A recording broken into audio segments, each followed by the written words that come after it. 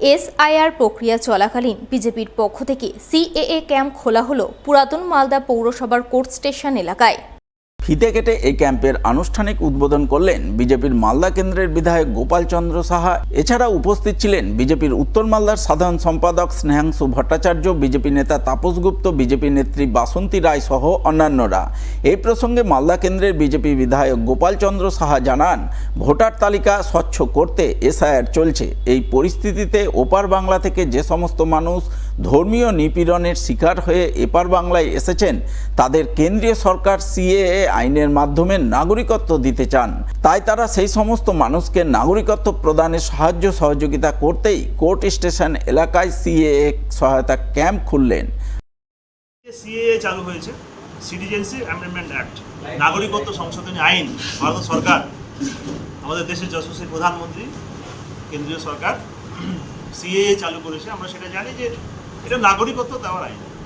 যারা ওপার বাংলা থেকে ধর্মীয় কারণে বিতাড়িত হয়ে, অত্যাচারিত হয়ে আমাদের দেশে আশ্রয় নিয়েছে, তাদেরকে নাগরিকত্ব দেওয়ার একটা আইন। দেশ স্বাধীন হওয়ার পরে এসছে, তারা সিএতে অ্যাপ্লিকেশন করতে পারে এবং সিএর মাধ্যমে, সিটিজেনশিপ অ্যামেন্ডমেন্ট অ্যাক্টের মাধ্যমে তাদের নাগরিকত্ব দেওয়া হয়। তার সিএ সহায়তা ক্যাম্প আমরা এই গরুমালদা নগরে আজকে চালু করলাম।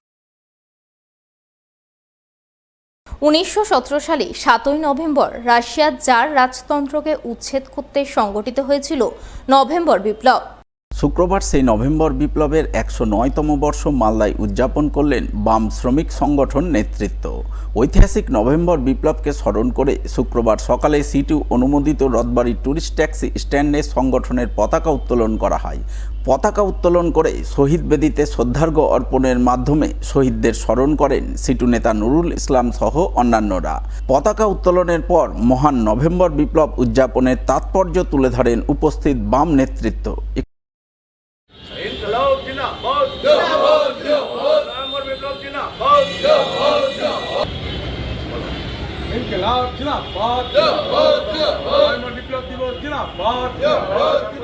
বিপ্লবের মধ্যে দিয়ে আজকে যার সৈনিককে পরাস্ত করে মোহন লেনিনের নেতৃত্বে আজকে বিপ্লব সংগঠিত হয়ে মানুষের রাষ্ট্র ব্যবস্থা, সমাজতান্ত্রিক ব্যবস্থা, শ্রমজীবী মানুষের যে দাবি দেওয়া, সেই ব্যবস্থা কায়েম হয়েছিল।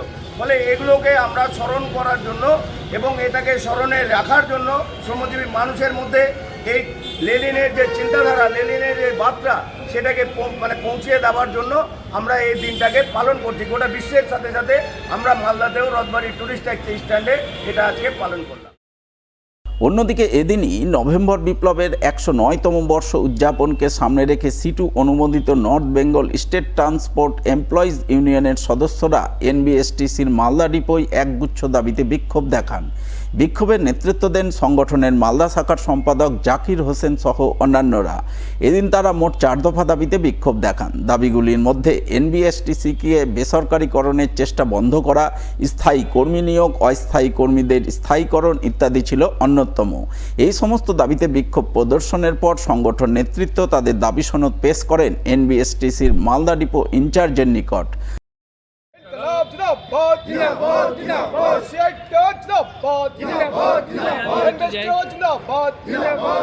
আজকে 7ই নভেম্বর, সেই দুনিয়া কাঁপানো 10 দিন নভেম্বর বিপ্লবে আমাদের কমরেড লেনিনের নেতৃত্বে যেভাবে আমাদের বিপ্লব গোটা বিশ্বে ঘটেছিল, সেভাবে আজকে আমরা দেখছি গোটা ভারতবর্ষ জুড়ে রাষ্ট্রীয় পরিবহন আস্তে আস্তে বিক্রি হয়ে যাচ্ছে। সেভাবে আমরা পশ্চিমবাংলায় উত্তরবঙ্গ রাষ্ট্রীয় পরিবহন সংস্থা, যে সংস্থা বিগত দিনে বামপন্থ সরকারের আমলে একটা রাষ্ট্রপতি পুরস্কার প্রাপ্ত একটা সংস্থা, সেই সংস্থা আস্তে আস্তে 2011 সালের পর থেকে দেখছি আমরা বিক্রি করার দিকে এগিয়ে যাচ্ছে। প্রতিনিয়ত স্থায়ী কর্মী রিটায়ার করছেন, নতুন করে স্থায়ী কর্মী নিয়োগ করা হচ্ছে না, শ্রমিকদের ন্যূনতম 26,000 টাকা বেতন দিচ্ছে না।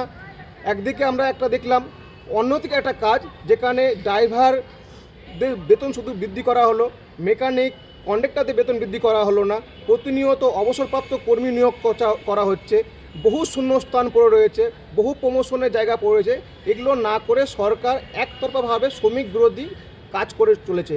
আমরা এমপ্লয়িজ ইউনিয়নের দায়িত্ব এবং কর্তব্য সমস্ত শ্রমিককে এক জায়গায় নিয়ে এসে আগামী দিনে শ্রমিকদের স্বার্থ, অর্জিত অধিকার রক্ষা করার দাবিতে আজকে আমাদের ডেপুটেশন।